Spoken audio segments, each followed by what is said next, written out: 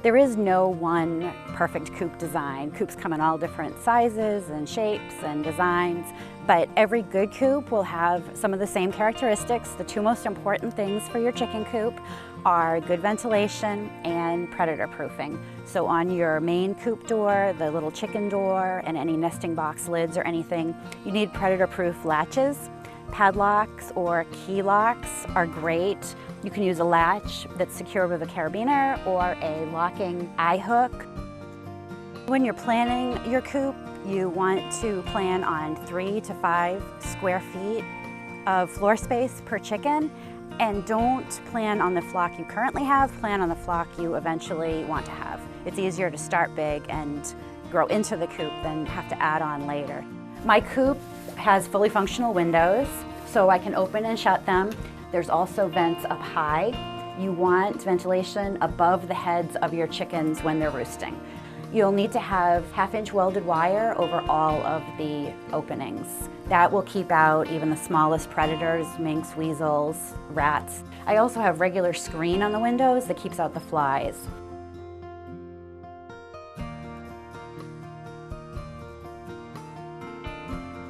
Chickens instinctively seek high ground to sleep, so you definitely want roosting bars for them. You want to make sure that your roosts are staggered, kind of like steps, works out really well.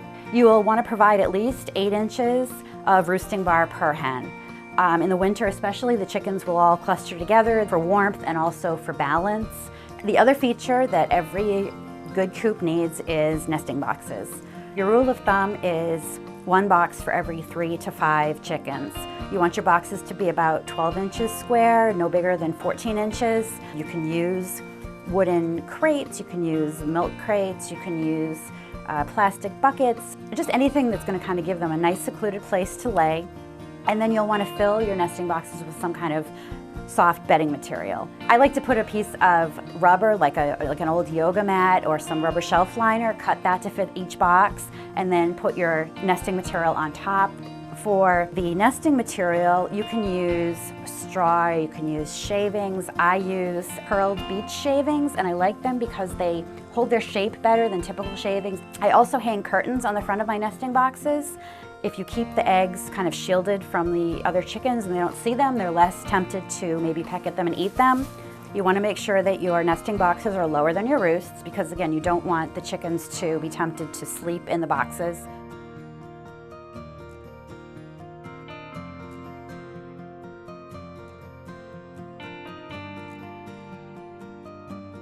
You'll also want something on the floor of your coop, not only as a cushioning for when your chickens hop off the roosts in the morning, but also to absorb a little bit of the chicken poop and all that. I use straw, number one, because I just happen to like the smell and the feel of it. We have ducks, they sleep on the floor, they really love straw. Straw also is really a great insulator, so here in Maine in the winter, the hollow shafts of the straw hold in warm air and will keep your coop warmer. Absorbent Products makes a wonderful coop care kit. In the coop care kit is an odor control product.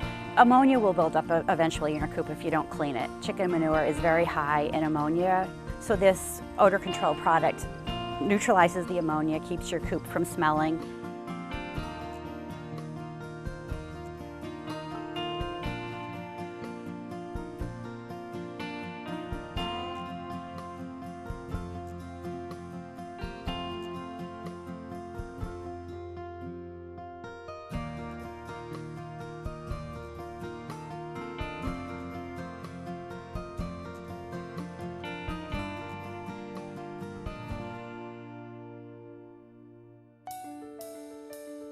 As important as your chicken coop is your chicken run, which is the pen that's attached to your coop, keeps your chickens safe from predators. I have an enclosed run. The chickens are in here for most of the day, then I let them out in the afternoons to roam around the yard when I can be outside with them.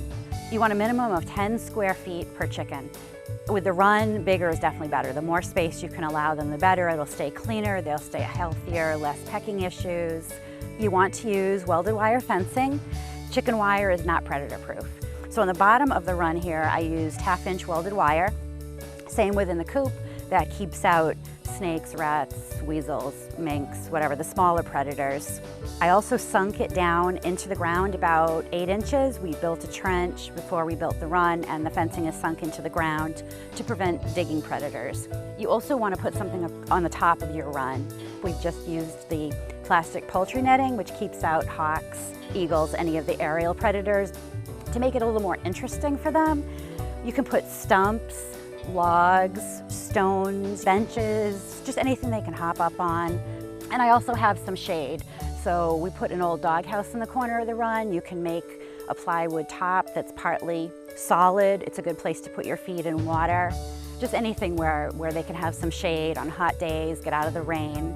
I like to plant bushes and shrubs, some low evergreens, things like that that provide shade and a little bit of color to your run. Chickens don't take baths like dogs or cats or even wild birds. Instead, what chickens do is they take dust baths. They do this to keep their feathers free of oils and clean, and they also do it because the dirt will suffocate any mites or lice or fleas or ticks or anything, any external parasites that decide they might want to live on your chicken. So providing a dust bath area is really important.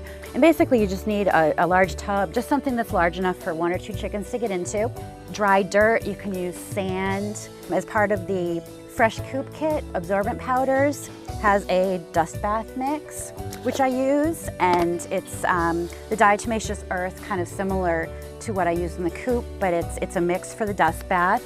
And you can just sprinkle a little of it in and then mix it up in the dust bath. And the diatomaceous earth, as I had mentioned for the Coop, is microscopic, tiny little sharp things that pierce the insect's shells. So if you just keep a dust bath area, your chickens should stay healthier.